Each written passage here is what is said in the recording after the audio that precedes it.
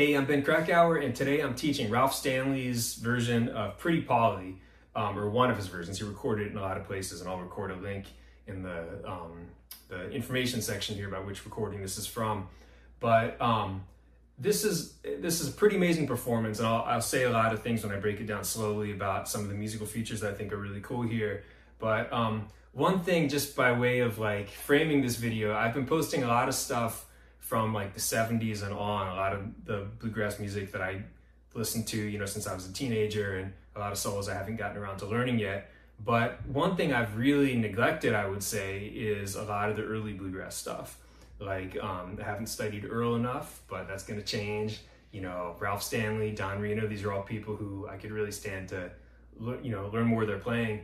And I just came back from Mount Airy Fiddlers Convention in Western North Carolina, and was really inspired by a lot of the really hard driving traditional players I heard, and including some people playing, with some of the Ralph Stanley type of approach. So I'm very, I came back inspired and wanting to learn this solo and others like it, and I'll be posting these soon. In fact, it's kind of funny. Today I'm filming 3 videos that I'll post over the next few weeks, and there's this one by Ralph Stanley, and the other 2 I'm recording today are one by Earl and one by Bela. So kind of all over the place, but just there's so much great banjo playing out there, and I'm excited to dig more into some of this older stuff. So hope you enjoy, and feel free to hop over to my Patreon and become a monthly supporter if you want to support me making this content, and if you want to download tabs to all of this stuff. All right, enjoy.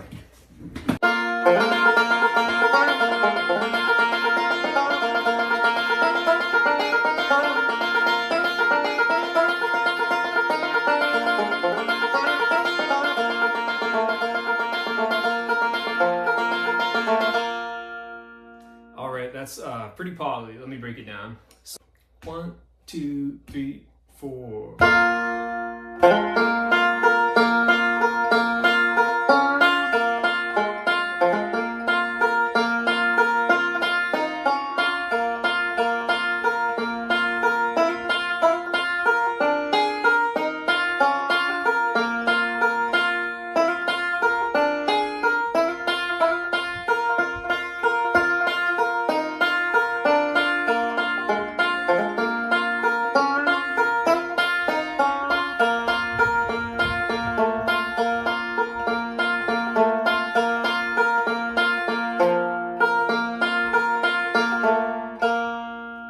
Lots of cool stuff in there. So the first thing, the pinch, you might think it's this kind of a pinch, but it's actually this pinch. So these 2 fingers pinching at the very beginning, and then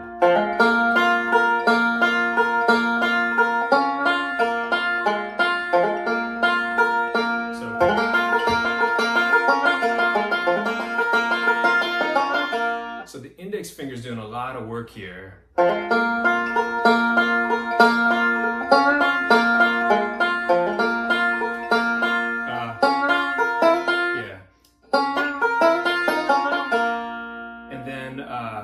And then some interesting note choices coming up here. This thing. So if you were talking more like contemporary kind of mash setting, contemporary bluegrass, like studio albums from the 90s on, a lot of times the note choice stays real consistent. Like if they're playing this note in it, they're not also going to be playing this note too much.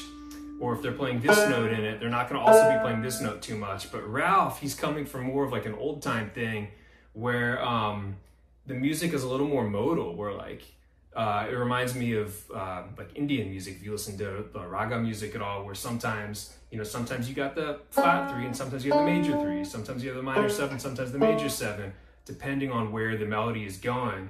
And if you listen to Ralph singing, he's hitting those notes in his singing too. So his banjo playing is getting some of that. So anyway, this lick here, having that open B, and by the way, I'm speaking as if I didn't have a capo on. I know I've got a capo on, we're in B flat, but I think most of us think of this as being like in the key of G with the capo on, so I'm talking about it as if it's the key of G. We already had that note, that B flat note, but here we've got the So that the overall effect is. When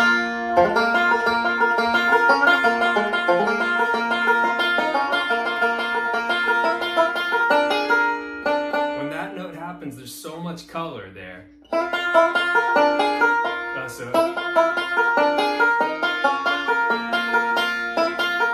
again,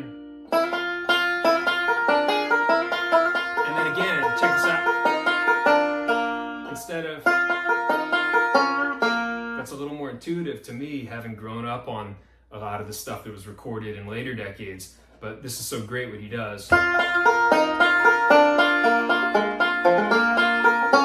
then that note happens.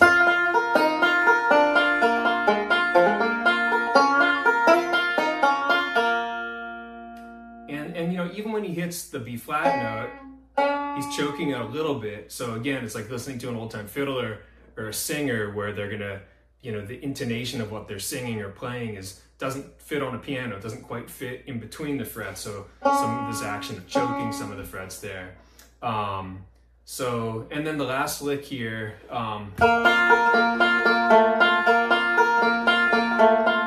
again, if this were a bluegrass album from the 90s on, and they're playing Pretty Polly, it's gonna be that. It's gonna be that sound with that, you know, the minor seventh there, the F natural. But here, it's, and it just gives it such a great sound. It's more that old time character, and I just think it's really great. So enjoy.